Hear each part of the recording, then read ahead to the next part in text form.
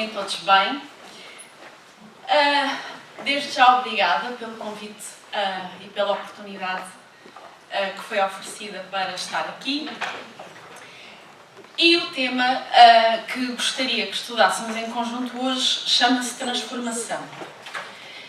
Na verdade, o que deu origem ao trabalho que trazemos hoje foi uma lição que se encontra num livro muito simples chamado Vinha de Luz. E a lição tem exatamente o mesmo nome, que se chama Transformação. E começa com uma frase de Paulo aos Coríntios: na verdade, nem todos dormiremos, mas todos seremos transformados. E de que transformação Paulo falava aos Coríntios aqui? Da transformação pela morte, que é um tema muito querido a todos os espíritas. É que a morte não é o fim, não é o sono eterno, mas é uma oportunidade de transformação. E porquê que nos deveria assustar tanto se passamos por tantas transformações? E uma das coisas que aconteceu ao estudar esta lição foi aperceber-me que, por exemplo, esta jovem fofinha não existe. Se alguém quiser convidar esta criança a uma festa juvenil, não consegue. Não consegue convidar esta jovem para nenhuma atividade juvenil dos 4 aos 5 anos. Porque a jovem que está ali sou eu há algumas décadas atrás.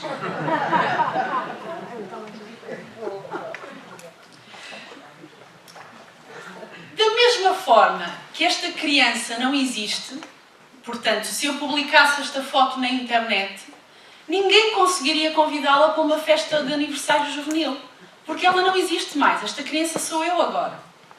Houve uma transformação. Tanto que alguns de vocês ficaram na dúvida, mas é ela?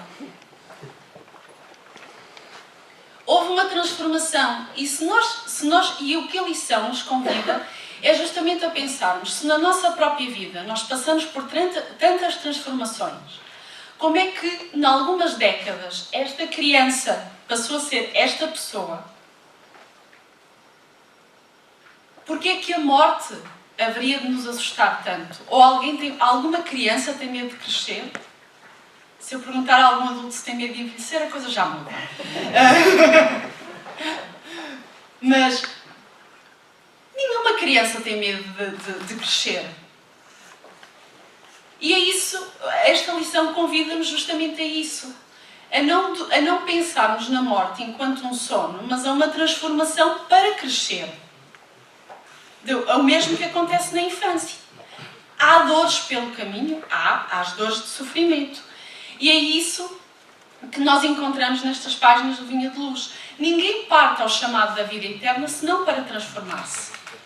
A morte do corpo é o crescimento espiritual, da mesma forma que aquela criança teve que deixar de existir para dar espaço a este adulto, não me custa dizer isto, que está à vossa frente. O mesmo acontece com a morte. Então, o túmulo numa esfera é o berço em outra. Já vamos voltar a esta ideia. Voltando àquilo que Paulo diz aos Coríntios. Na verdade, nem todos dormiremos, mas todos seremos transformados. E ele continua a explicação. Emmanuel explica o que é que Paulo quer dizer isto no Vinha de Luz. Nem todos caminharão às tontas, nas regiões mentais da semi-inconsciência. Nem todos serão arrebatados às férias purgatoriais. Porque isto depende muito da nossa preparação. Estas dores, as zonas purgatoriais, são dores de crescimento.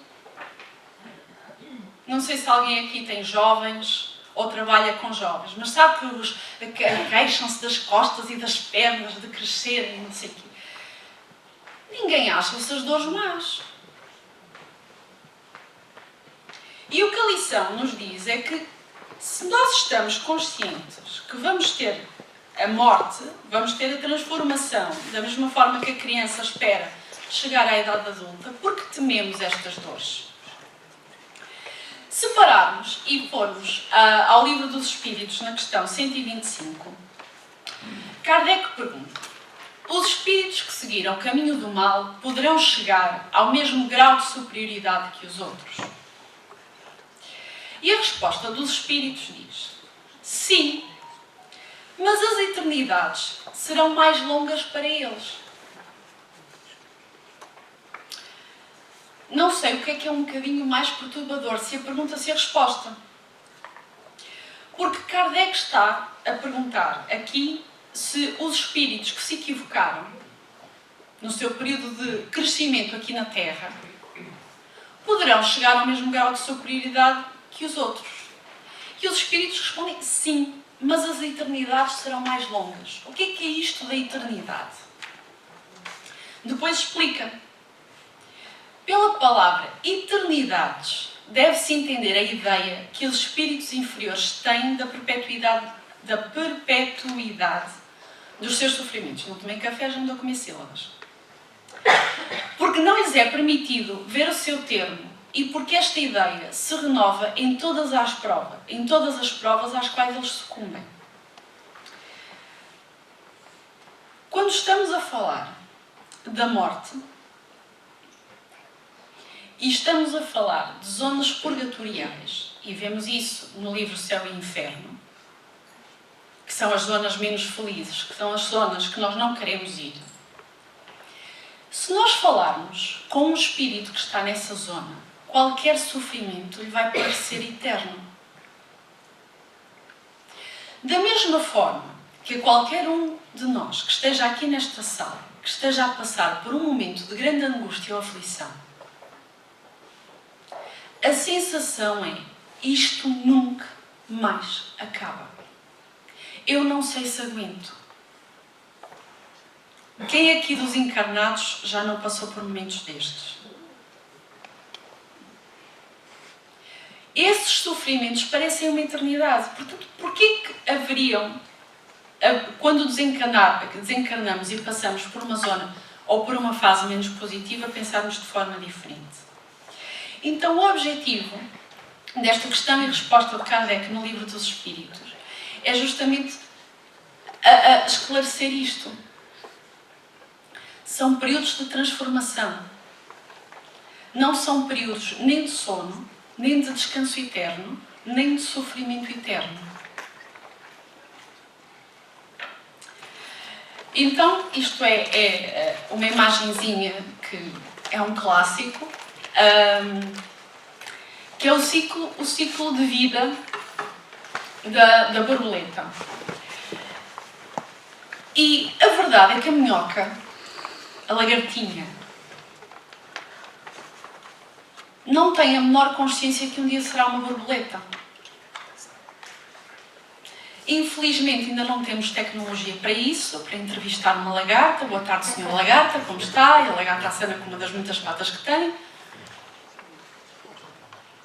E se perguntarem à lagarta, se pudéssemos, por alguma magia, perguntar a uma lagarta se ela acreditaria que algum dia iria ser borboleta, eu não sei quanto a vocês, mas eu apostaria que a lagarta iria olhar para nós e dizer: estão doidos. Só que da lagarta à borboleta há a crisálida.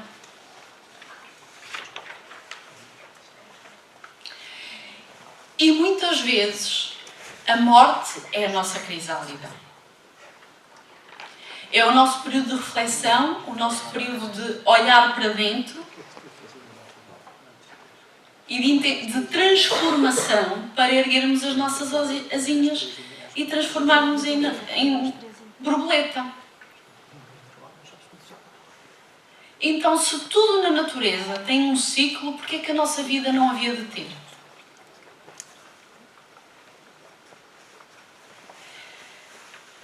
Eu ainda não me esqueci de pau, mas vamos continuar com Kardec por mais um bocadinho. Qual é a finalidade da encarnação dos espíritos? Se nós somos espíritos, nascemos espíritos, por que é que nós precisamos de encarnar? Por que é que nós precisamos de passar por tudo isto?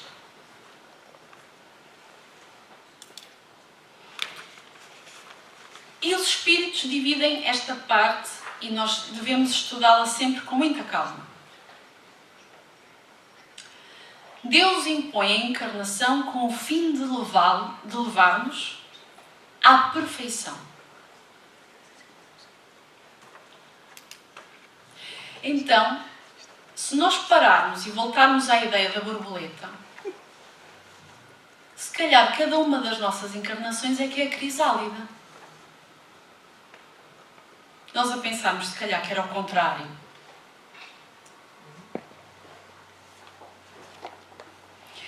Para uns é uma expiação, para outros é uma missão. Mas para chegar à perfeição devem sofrer todas as vicissitudes da existência corpórea. Ou seja, nós enquanto espíritos somos convidados a entrar nesta crisálida que é a vida, para irmos deixando de ser lagartas. Nada contra a lagarta, eu acho um bichinho fofo. Desde que não apareça na minha salada.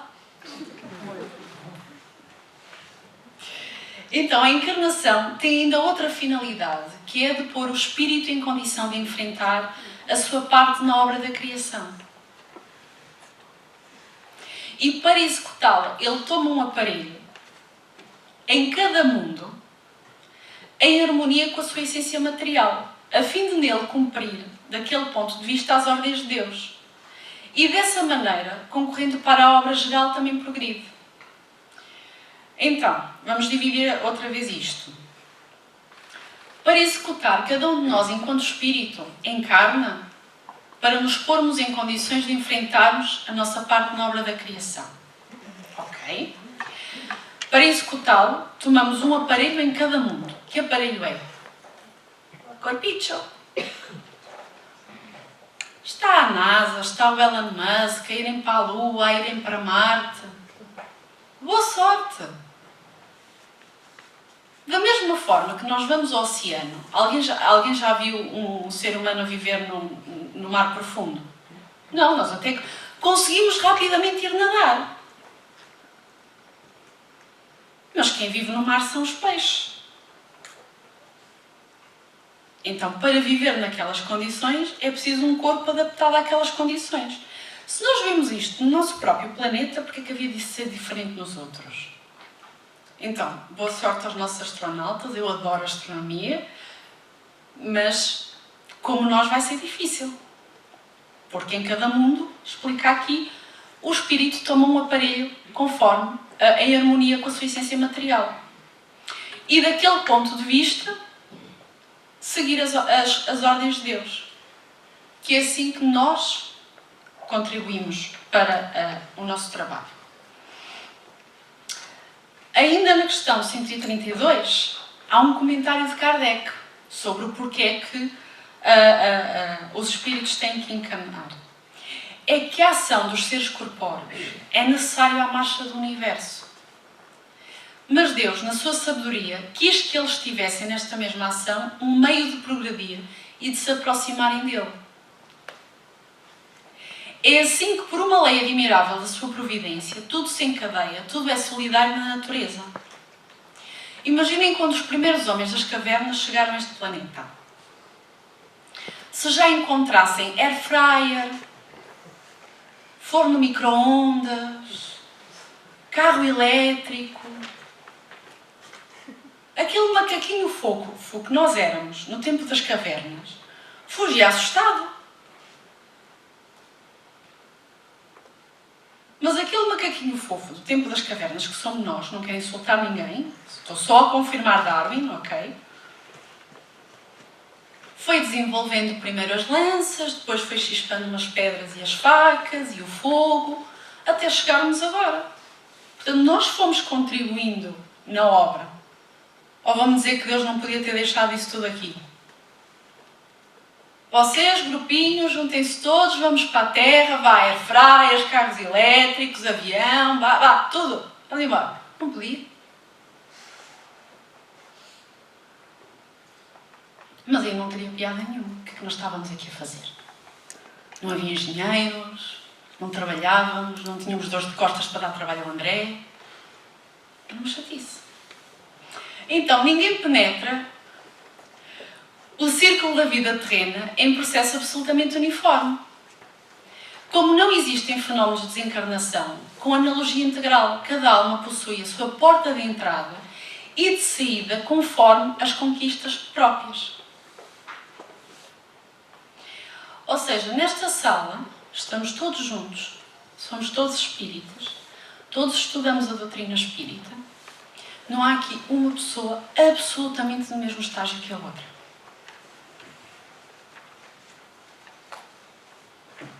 Podemos até estar assim numa categoria mais larga. Todos juntos assim numa categoria um bocadinho mais larga. Mas no mesmo estágio não. Cada um de nós.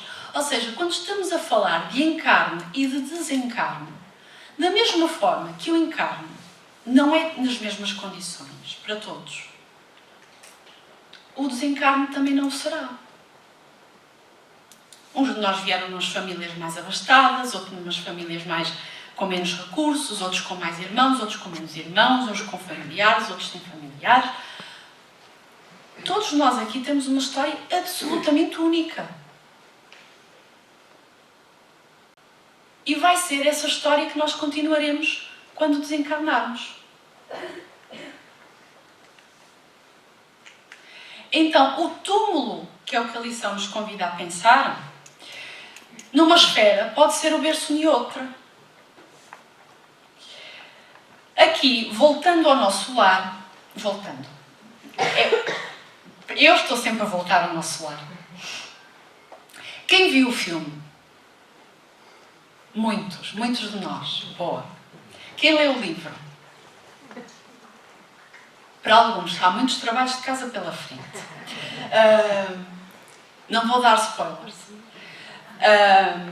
Mas no filme Nosso Lar, há um momento em que Laura, uma das personagens, regressa à Terra. Como é que ficam os amigos nesse momento?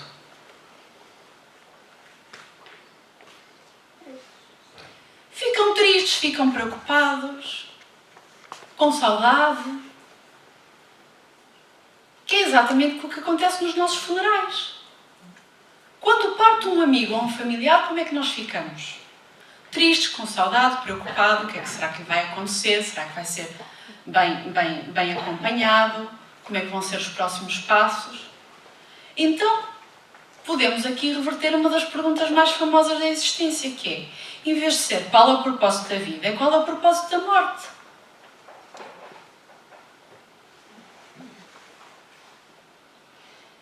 E a ausência de espiritualidade que faz com que esta questão seja tão assustadora. Porque a vida futura não é mais uma hipótese para qualquer um das pessoas aqui presentes, mas uma realidade. E o estado das almas após a morte não é mais uma teoria, mas o resultado da observação. E um dos grandes pontos que a lição nos convida também a pensar é aquilo que nós fazemos da nossa encarnação e fazer uma grande distinção, que é a distinção entre prazer e felicidade. O prazer é uma coisa imediata. Eu vou ali à cantina, vejo um maravilhoso bolo de chocolate cheio de creme. Prazer. Logo à noite, a dor de barriga vai ser o quê? Felicidade.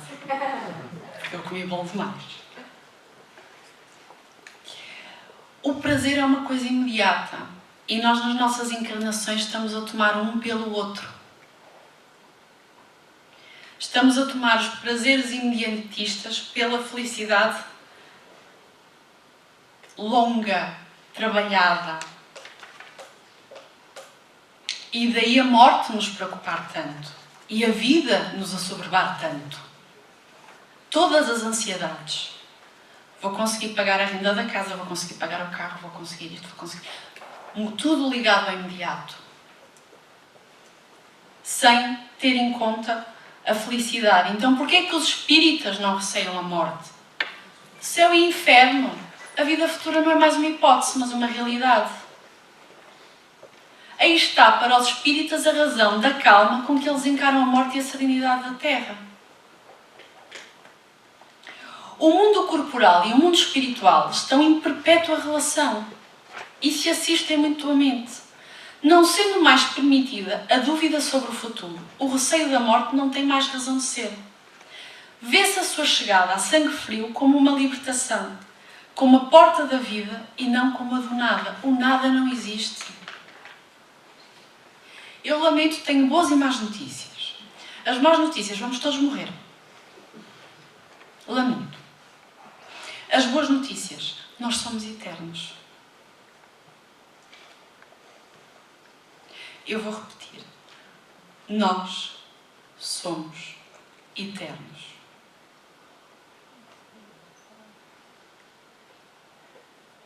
A única coisa que termina é a nossa condição de lagarta. Cada um de nós na sua folhinha, uns numas folhas mais gordas e outras mais magras. Mas somos eternos. E a verdade é que isto foi tão difícil de explicar que a conversa mais difícil que nós vemos nos ensinamentos de Jesus é a conversa com Nicodemos. Nicodemos era um doutor da lei, conhecia e não conseguia entender como é que um homem velho podia nascer de novo.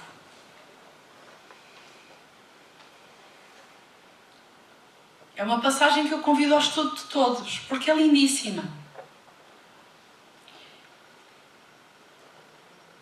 E ainda lembrando as palavras de Jesus noutro ponto, é que Tomé certa vez interrogou Jesus. Jesus teve tanta dificuldade de falar nisto. E Tomé perguntou-lhe: Senhor, não sabemos para onde vais, como então podemos saber o caminho? E Jesus lhe disse: eu sou o caminho, a verdade e a vida. Ninguém vai ao Pai senão por mim. Alguém viu Jesus angustiado? Alguém lembra-nos alguma passagem de Jesus? Ai, ui, que me vão crucificar. Ele sabia que ele era eterno. Ninguém vê Jesus em desespero e em pranto. E foi por isso que ele mandou um outro Consolador. Nascer, morrer e renascer. E ainda progredir sem cessar, tal é a lei.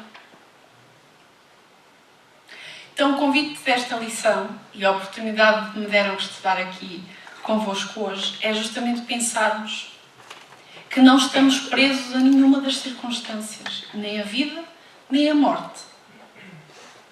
Mas cada um deles são meros pontos de transformação para que deixemos de ser lagartinhas e passamos a ser lindas borboletas, espíritos superiores. Da minha parte é tudo. Obrigada.